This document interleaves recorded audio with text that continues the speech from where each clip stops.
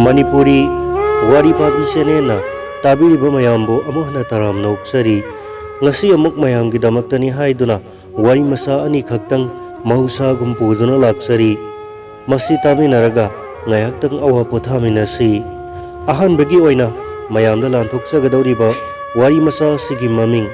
ai tasengna lale wari masa sigi aiba Narendra dozo sahi yangkai muk hairamani masa nali nan basu pami nupi lai masa mari sulai nupa ani nupi anini loina pakhang leisabi phare aduna angang masa sienbagi thoidokna kok sabadi leitre mai haibabu masa singdo thabak masa amamamdang taunanaba khanbado khaknatana thoidokna atai khande masa singsu adum phai mahai masing matik chana tammi ahal duga yai manupi dogadi MA loire thabak phangde makha ani adusu graduation tauribani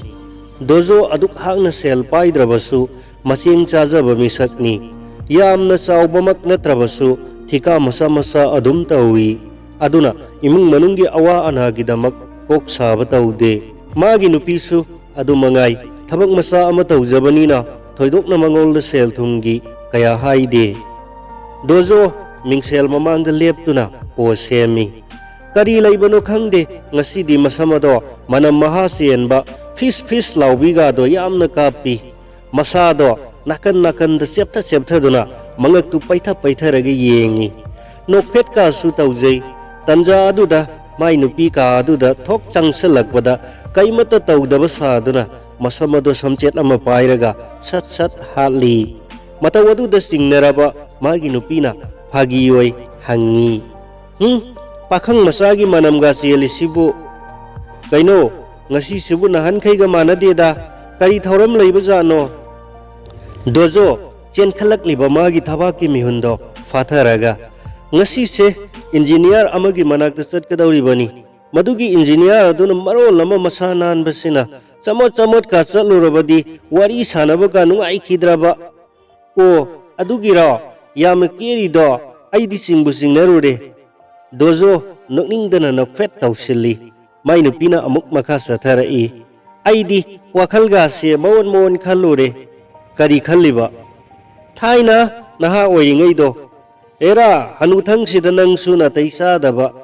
kaino aikhoi sumini morok haibasidi kanglaga hena sabanida ha masina hek haibasidi nangdi office aloidro kaino moi ba sibu ngaurabro office satnanaba phi settuna thoraiba aibu office satkadra hangli sibo kaino wakhalama itau tawrama leda ai thengkhre chale dojo mai nupi hek thokhibada sor asangba ma sangno hondoklaga mamaida karakpo humang taithoi masu kuiramde mingselda haipet yengamlaga tungi purito makhut anina singduna semaga thokhi restaurant makti nate adubu phamliba ka do yamna chiki makok khumba nupi amakhak mamai maning onduna kopi thai dojo amadi leisabi litak taubi amaga mamai onsinaduna makhut anina makhadang sauduna phamli mamangda thariba table aduda manin liri kariba kopi cup amamam leiba ui kopi gi wa thoina ningsingdana mamit mariado thengkainaraga nokningi khangde nokningde khangde film gi hero heroine gi type da nokpet taunaduna mathamoida kari khanari bono khangde romance ki mutga su saganari dojo yengliba mamito chagup kuplam laga kaigino atok munna yenglibudubo ha kari khallino ba sum khallibani kari khalliba aibu kayam nungsijano haina nungsibadunabo nangna haibu makhai yaduna laisidi nahandasu sana mohor taragi lik ama sari dudi mamang thadasu nangi bank account lakh ani hapiri suk yamba tawi husibu nungsibagi natrabro hoi adu budi sumba aduda aina haigadori base yagadra yaroidra khalliba dojona nupi adugi makhut ani do tap pairaga khunamda nalaga hayu kaino aigi isase nangi damakta bandot thamasu yaradawni aidi adudi chathok chasin nungaite Vespa anouba phajaba ama thoi hai amata leibiyuna haujimak leithok sungaidana adubu nangna yamna kina hairibado karigino nakanda phamliba makok khumbi nupi ado makok ki phi ado sat haidoklaga mamai leisilaklaga engineer unani haidudi unarabro khonjel do tabada dojo phuk haugatli leisilakpada magi nupina makhwang mettuna magi matungda fallaga leplambado ubada swai lawi nangdi officer tadana sida kaidau laiba mi mangkhre haiduna ne thiba laksariba yariso kona wari sase kari gi kona karano nupi sidi leithorakpada romance sungalamba nupi ado leiramdre dojo lok khulaina numitare ni laiho hauraga haugalakpada ngaibagum pumpat pathakre nasa singsu mapanda ngaiduna leibani yumda chatkera sida lalase hekta haurasira thoibi ai lale ai tasengna lale khanghoudana magi nupi gi makhongda dojo tuthaki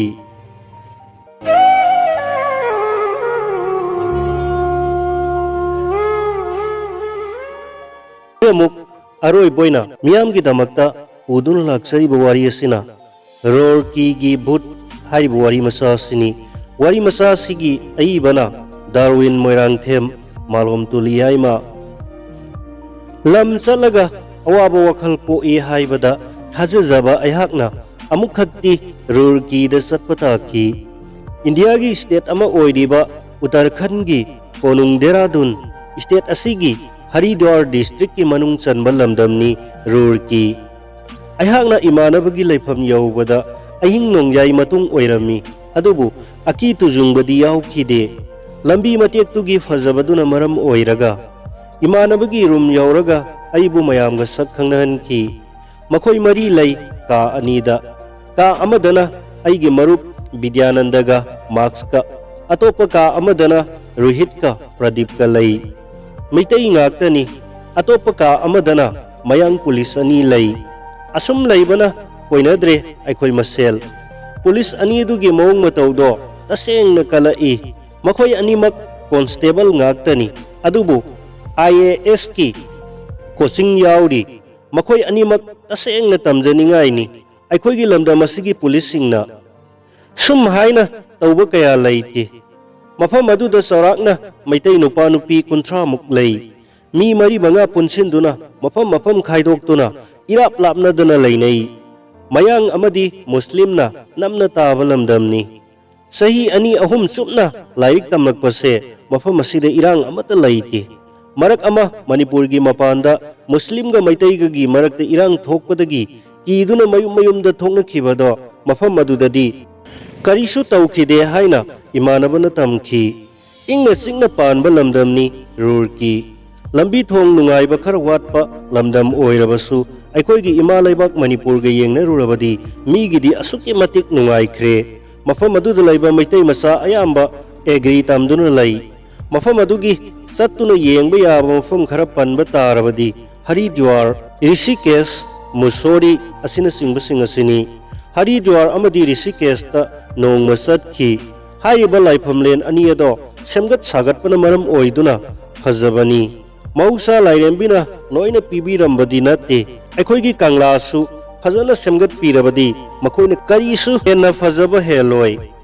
nongmadi aikoi khara rurki gi holda film ama yengluraga hongna halai ningthamda anina onthokna su ingkhre ahinga oibaga sana butki wari sanaduna lai asum lakpana lambi gi sidaida sirum narum taurabi ahal hanubi amagi maithong oibi photo ama liklana soli tauraga thelamado ubada isa pumba swai lauki u pareng loina makta photo do thelambadagi wakhal khara ingthakhi mayamna su haina rai haujiki dudi haina kithi ki rum chatlingai matamadu da huyama sat launa amambadu dagi tholakpado tupi ka ublamdrabadi samse chap yunglamgani angang amadi khanglau laurakhi kimanbadagi aikoi ahumdi yum yauduna leihore makoi manga chinglemba Jornat Rocky Sanjip Jinanjit kina adum chatkhi ꯑꯗꯨꯒ ꯑꯩꯅ ꯈ꯭ꯋꯥꯏꯗꯒꯤ ꯀꯤꯕꯁꯨ ꯃꯈꯣꯏꯅ ꯂꯩꯔꯤꯕ ꯌꯨꯝ ꯑꯗꯨꯅꯤ꯫ ꯑꯍꯥꯟꯕ ꯑꯩꯅ ꯌꯨꯝ ꯑꯗꯨꯗ ꯆꯪꯕꯗ ꯏꯁꯥꯗ ꯀꯔꯤꯒꯨꯝꯕ ꯍꯩꯅꯗꯕ ꯑꯃ ꯐꯥꯎꯈꯤ꯫ ꯏꯆꯤꯛ ꯆꯤꯛꯏ, ꯀꯥꯗꯨꯁꯨ ꯆꯥꯎꯏ, ꯀꯥ ꯃꯔꯤꯃꯛ ꯂꯣꯏꯅ ꯃꯝꯂꯤ ꯃꯝꯂꯤ ꯇꯧꯏ꯫ ꯔꯣꯀꯤꯅꯁꯨ ꯅꯣꯡꯃ ꯍꯥꯏꯈ꯭ꯔꯦ ꯃꯣꯕꯥꯏꯜꯗ ꯋꯥꯔꯤ ꯁꯥꯔꯤꯉꯩꯗ ꯃꯤ ꯑꯃ ꯆꯠꯈꯤꯕꯒꯨꯝ ꯇꯧꯏ ꯍꯥꯏꯅ꯫ ꯔꯣꯍꯤꯠꯅꯁꯨ ꯅꯣꯡꯃ ꯃꯈꯣꯏꯗ ꯇꯨꯝꯕꯗ ꯃꯤꯀꯞ ꯊꯣꯛꯂꯛꯄꯗ ꯃꯤ ꯑꯃ ꯆꯠꯈꯤꯕꯗꯧꯅ ꯇꯧꯏ ꯍꯥꯏꯅ꯫ ꯃꯈꯣꯏꯒꯤ ꯋꯥꯔꯤ ꯑꯗꯨ ꯇꯥꯕꯗ ꯑꯩ ꯑꯀꯤꯕ ꯄꯣꯛꯈꯤ꯫ ꯌꯨꯝ ꯑꯗꯨꯒꯤ ꯃꯄꯨ ꯑꯗꯨꯁꯨ ꯌꯨꯝ ꯑꯗꯨꯗ ꯂꯩꯇꯦ, ꯑꯇꯣꯞꯄ ꯌꯨꯝ ꯑꯃꯗ ꯂꯩ꯫ ꯊꯥ ꯐꯥꯔꯛꯄꯗ ꯀꯥꯒꯤ ꯚꯔꯥ ꯂꯧꯕ ꯂꯥꯛꯄ ꯅꯠꯇꯅ ꯑꯇꯣꯞꯄ ꯃꯇꯝꯗ ꯅꯣꯡꯃꯇ ꯂꯥꯛꯇꯦ ꯍꯥꯏ꯫ ꯃꯈꯣꯏꯅ ꯑꯍꯥꯟꯕ ꯌꯨꯝ ꯑꯗꯨꯗ ꯂꯩꯅꯅꯕ ꯉꯥꯡꯅꯕ ꯃꯇꯝꯗ ꯌꯨꯝꯕꯨ ꯑꯗꯨꯅ ꯑꯁꯨꯝꯅ ꯍꯥꯏꯔꯝꯈꯤ ꯍꯥꯏ, ꯃꯅꯨꯡꯒꯤ ꯁꯣꯐꯥ ꯊꯥꯕ ꯀꯥ ꯑꯁꯤꯃꯗꯤ ꯅꯈꯣꯏ ꯂꯩꯒꯅꯨ, ꯇꯨꯝꯒꯅꯨ ꯍꯥꯏꯅ꯫ ꯇꯁꯦꯡꯅ ꯑꯩꯗꯤ ꯃꯈꯣꯏꯒꯤ ꯌꯨꯝ ꯑꯗꯨꯗ ꯆꯠꯅꯤꯡꯗ꯭ꯔꯦ꯫ ꯑꯁꯨꯝꯅ ꯀꯤꯅ ꯀꯤꯅ ꯇꯨꯝꯊꯈꯤꯕꯅ ꯅꯨꯃꯤꯠꯇꯨꯒꯤ ꯃꯪꯂꯥꯟꯗ ꯚꯨꯠ ꯂꯥꯛꯂꯦ ꯍꯥꯏꯅ ꯈꯪꯂꯥꯎ ꯂꯥꯎꯈꯤ꯫ ꯏꯃꯥꯟꯅꯕꯅ ꯍꯧꯗꯣꯛꯂꯛꯄꯗꯒꯤ ꯑꯩꯍꯥꯛ ꯋꯥꯈꯜ ꯇꯥꯈꯤ꯫ ꯏꯁꯤꯡ ꯊꯛꯀꯦ ꯍꯥꯏꯗꯨꯅ ꯆꯥꯛꯈꯨꯝꯗ ꯆꯪꯗꯨꯅ ꯃꯩ ꯊꯥꯟꯒꯠꯄꯗ ꯕ꯭ꯂꯕ ꯆꯥꯛꯈꯤꯗꯨꯅ ꯀꯥꯗꯣ ꯄꯨꯝꯃꯝ ꯃꯝꯈꯤ꯫ ꯑꯩꯍꯥꯛ ꯀꯤꯕ ꯑꯃꯨꯛ ꯍꯦꯟꯖꯤꯟꯈꯤ꯫ ꯑꯍꯤꯡ ꯑꯗꯣ ꯍꯨꯃꯥꯡ ꯑꯅꯞꯄꯤ ꯀꯥꯗꯨꯅ ꯅꯣꯡꯉꯥꯟꯕ ꯉꯥꯏꯈꯤ꯫ ꯅꯤꯡꯊꯝꯊꯥ ꯑꯗꯨꯗ ꯅꯣꯡꯉꯥꯜꯂꯒ ꯑꯩꯅ ꯏꯊꯟꯇ ꯈꯟꯖꯩ, ꯃꯄꯥꯟ ꯂꯝꯗ ꯂꯥꯏꯔꯤꯛ ꯂꯥꯏꯁꯨ ꯑꯃꯗꯤ ꯊꯕꯛꯀꯤꯅꯤ ꯍꯥꯏꯗꯨꯅ ꯆꯠꯂꯤꯕ ꯃꯤꯁꯤꯡ ꯑꯁꯦ ꯃꯈꯣꯏꯅ ꯂꯩꯒꯗꯧꯔꯤꯕ ꯌꯨꯝ ꯑꯗꯨꯒꯤ ꯋꯥꯔꯤ ꯍꯥꯟꯅ ꯈꯪꯗꯣꯛꯄ ꯆꯪꯏ ꯍꯥꯏꯅ꯫ ꯅꯨꯃꯤꯗꯥꯡꯗ ꯕꯨꯠꯀꯤ ꯋꯥꯔꯤ ꯑꯃꯨꯛ ꯍꯟꯅ ꯁꯥꯅꯈꯤꯗ꯭ꯔꯦ꯫ ꯑꯗꯨꯕꯨ ꯅꯣꯡꯃ ꯑꯍꯤꯡ ꯑꯃꯗꯤ ꯀꯥꯛ ꯀꯥꯛ ꯂꯥꯎꯕ ꯃꯈꯣꯜ ꯑꯃ ꯇꯥꯈꯤ꯫ ꯑꯍꯤꯡ ꯅꯣꯡꯖꯥꯏꯒ ꯑꯣꯏꯕꯅꯦ, ꯌꯦꯡꯂꯨꯕꯗꯁꯨ ꯀꯤꯔꯦ꯫ ꯅꯨꯡꯇꯤꯒꯤ ꯑꯁꯨꯝ ꯑꯍꯤꯡꯗ ꯇꯥꯔꯛꯈꯤ꯫ ꯀꯤꯕꯁꯨ ꯑꯁꯨꯝ ꯍꯦꯟꯖꯤꯜꯂꯛꯈꯤ꯫ ꯍꯨꯏꯁꯦꯜ ꯈꯣꯡꯕꯒꯤ ꯃꯈꯣꯜ ꯑꯃ ꯇꯥꯈꯤ꯫ ꯈꯣꯏꯖꯨ ꯂꯩꯈꯥꯝ ꯊꯥꯗꯨꯅ ꯇꯨꯝꯕ ꯀꯌꯥꯅꯤ꯫ ꯅꯣꯡꯃ ꯈꯣꯟꯖꯦꯜ ꯑꯗꯣ ꯌꯥꯆꯪꯂꯛꯄꯗ ꯇꯥꯕꯗꯒꯤ ꯆꯦꯟꯊꯣꯛꯇꯨꯅ ꯌꯦꯡꯂꯨꯕꯗ ꯍꯨꯏꯁꯦꯜ ꯈꯣꯡꯗꯨꯅ ꯂꯝꯕꯤꯗ ꯀꯥꯛ ꯀꯥꯛ ꯆꯩꯅ ꯊꯥꯗꯨꯅ ꯆꯠꯈꯤꯕ ꯋꯥꯠꯆꯃꯦꯟ ꯑꯗꯣ ꯎꯕꯗꯒꯤ ꯏꯊꯟ ꯅꯠꯇꯅ ꯅꯣꯛꯆꯈꯤ꯫ ꯃꯇꯝ ꯈꯔꯒꯤ ꯃꯇꯨꯡꯗ ꯅꯣꯡꯃ ꯑꯍꯤꯡꯗ ꯊꯣꯡ ꯊꯤꯜꯂꯛꯈꯤ꯫ ꯈꯪꯖꯤꯟꯅꯗꯕ ꯁꯥꯗꯨꯅ ꯑꯗꯨꯝ ꯇꯨꯝꯈꯤ꯫ ꯅꯣꯡꯉꯥꯜꯂꯒ ꯔꯣꯍꯤꯠꯅ ꯃꯥꯒꯤ ꯀꯥꯗꯁꯨ ꯊꯤꯜꯂꯝꯃꯤ ꯍꯥꯏꯔꯛꯈꯤ꯫ ꯃꯥꯁꯨ ꯀꯤꯗꯨꯅ ꯑꯗꯨꯝ ꯂꯩꯔꯝꯃꯤ꯫ ꯃꯊꯪꯒꯤ ꯑꯍꯤꯡꯗꯁꯨ ꯑꯃꯨꯛ ꯊꯤꯜꯂꯛꯄꯗꯒꯤ ꯃꯌꯥꯝ ꯍꯧꯒꯠꯇꯨꯅ ꯌꯦꯡꯕꯗ ꯆꯥꯛꯈꯨꯝꯗ ꯍꯧꯗꯣꯡ ꯃꯆꯥ ꯍꯥꯇꯝ 3-4 ꯂꯩꯔꯝꯈꯤ꯫ ꯃꯗꯨꯗꯒꯤ ꯀꯔꯤꯃꯠꯇ ꯑꯩꯈꯣꯏ ꯀꯤꯈꯤꯗ꯭ꯔꯦ꯫ ꯑꯩꯅ ꯃꯌꯥꯝꯗ ꯍꯥꯏꯈꯤ, ꯕꯨꯠꯀ ꯑꯃꯠꯇ ꯀꯤꯗ꯭ꯔꯦꯗ, ꯃꯦꯛꯁꯅ ꯍꯦꯟꯅ ꯀꯤꯔꯦ ꯍꯥꯏꯅ꯫ ꯃꯦꯛꯁꯇꯒꯤ ꯑꯩꯅ ꯈꯔ ꯍꯟꯒꯅꯤ꯫ ꯃꯥꯅ ꯑꯩꯉꯣꯟꯗ ꯌꯦꯠꯄꯁꯤꯗꯤ ꯕꯨꯠ ꯊꯦꯡꯅꯕꯅ ꯍꯦꯟꯅ ꯐꯩ꯫ ꯃꯍꯥꯛꯅ ꯀꯣꯂꯦꯖ ꯆꯠꯈꯤꯕꯁꯦ ꯏꯆꯤꯛ ꯆꯤꯛꯏ, ꯅꯨꯡꯉꯥꯏꯇꯦ꯫ ꯍꯜꯂꯛꯂꯦ, ꯂꯥꯡꯃꯟꯗꯅ ꯀꯣꯛ ꯆꯤꯛꯏ꯫ ꯃꯥꯒ ꯈꯪꯅꯖꯕ ꯅꯨꯄꯤ ꯑꯗꯨꯒꯤ ꯐꯣꯟ ꯂꯥꯛꯂꯕꯗꯤ ꯑꯃꯨꯛꯇꯣꯏꯕ ꯑꯕꯦ ꯍꯥꯏꯔꯒ ꯈꯣꯟꯖꯦꯜꯒ ꯅꯧꯊꯈꯤꯅꯤ꯫ ꯑꯇꯣꯞꯄ ꯏꯃꯥꯟꯅꯕ ꯔꯕꯤ ꯑꯃꯗꯤ ꯌꯣꯟꯁꯟ, ꯃꯈꯣꯏ ꯑꯅꯤꯗꯤ ꯌꯨꯝꯕꯨ ꯑꯗꯨꯒꯤ ꯏꯁꯧ ꯈꯨꯂꯥꯡ ꯑꯗꯨꯗ ꯑꯍꯤꯡ ꯆꯨꯞꯄ ꯕꯨꯠ ꯇꯝꯅꯗꯨꯅ ꯇꯨꯝꯕ ꯌꯥꯗꯕꯤꯗ ꯅꯣꯡꯉꯥꯟꯕ ꯉꯥꯏꯕꯅ ꯍꯦꯟꯅ ꯐꯖꯗꯧꯕ ꯃꯥꯜꯂꯤ ꯍꯥꯏꯅꯈꯤ꯫ ꯔꯣꯔꯀꯤꯒꯤ ꯕꯨꯠꯇꯤ ꯂꯩꯇ꯭ꯔꯦ ꯈꯪꯉꯤ, ꯑꯗꯨꯕꯨ ꯑꯩꯒꯤ ꯋꯥꯈꯜꯗ ꯆꯤꯡꯅꯕꯗꯨꯃꯗꯤ ꯑꯗꯨꯝ ꯂꯩꯔꯤ꯫ ꯆꯤꯡꯂꯦꯝꯕ ꯍꯣꯏꯒꯤ ꯌꯨꯝꯗ ꯃꯄꯥꯟ ꯊꯣꯛꯂꯤꯉꯩꯗ ꯑꯩꯒꯤ ꯃꯅꯤꯡꯗ ꯔꯣꯀꯤ ꯆꯠꯈꯤ ꯍꯥꯏꯅ ꯇꯧꯔꯒ ꯑꯩꯅ ꯊꯣꯛꯂꯛꯄꯗ ꯔꯣꯀꯤꯅ ꯆꯥꯛ ꯆꯥꯔꯒ ꯂꯩꯔꯝꯕꯗꯣ꯫ ꯑꯩ ꯇꯁꯦꯡꯅ ꯈꯪꯂꯦ ꯔꯣꯔꯀꯤꯒꯤ ꯕꯨꯠꯇꯤ ꯂꯩꯇ꯭ꯔꯦ꯫ ꯑꯗꯨꯕꯨ ꯑꯩꯅ ꯉꯁꯤ ꯐꯥꯎꯕꯗ ꯌꯥꯝꯅ ꯀꯤꯈꯤꯕ, ꯑꯍꯤꯡ ꯀꯌꯥ ꯇꯨꯝꯕ ꯌꯥꯈꯤꯗꯕ ꯀꯌా ꯌꯥꯎꯈꯤ꯫ ꯑꯗꯨꯕꯨ ꯃꯗꯨ ꯀꯔꯤꯅꯣ ꯍꯥꯏꯕꯗꯨꯗꯤ ꯑꯩꯍꯥꯛ ꯉꯁꯤꯁꯨ ꯆꯃꯝꯅꯔꯤ꯫ ꯀꯤꯕꯨ ꯀꯤꯔꯕꯗꯤ ꯄꯥꯡꯈꯣꯛꯂꯥꯅꯁꯨ ꯂꯥꯏ ꯁꯥꯏ ꯍꯥꯏꯕꯗꯣ ꯑꯩꯍꯥꯛ ꯑꯃꯨꯛ ꯅꯤꯡꯁꯤꯡꯂꯛꯈꯤ꯫ ꯉꯁꯤꯁꯨ ꯅꯤꯡꯁꯤꯡꯂꯤ ꯃꯇꯝꯗꯨꯒꯤ ꯔꯣꯔꯀꯤꯒꯤ ꯕꯨꯠꯇꯣ꯫ ꯇꯁꯦꯡꯕꯗꯤ ꯔꯣꯔꯀꯤꯒꯤ ꯕꯨꯠꯇꯣ ꯑꯩꯒꯤ ꯏꯃꯥꯟꯅꯕꯁꯤꯡ ꯑꯗꯨꯅꯤ꯫